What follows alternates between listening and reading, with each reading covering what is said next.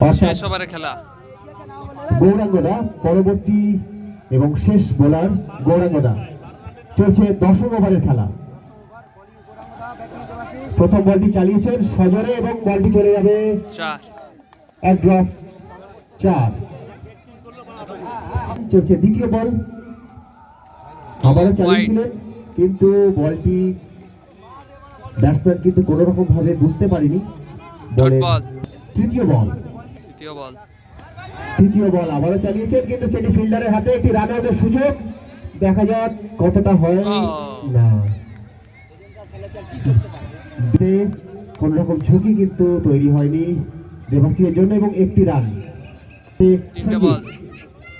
Shuffle করে মারার চেষ্টা, মেরেছেন এবং বলটি কিছুটা যেন এজ লেগে 4 নিজের ঠিকানা পরিবর্তন করে চলে গেল ফার্স্ট স্লিপকে ফাঁকি দিয়ে 4টি রান।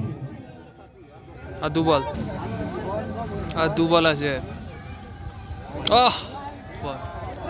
আবারও একটি অসাধারণ বল কিন্তু অতিরিক্ত দূরত্ব থাকায় আম্পায়ারের হাত উঠেছে এবং ওয়াইড অবশেষ আছে।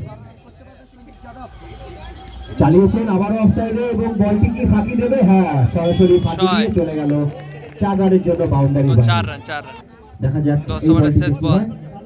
স্টেপ আউট করে মারার প্রচেষ্টা এবং স্ট্যাম্প আউট।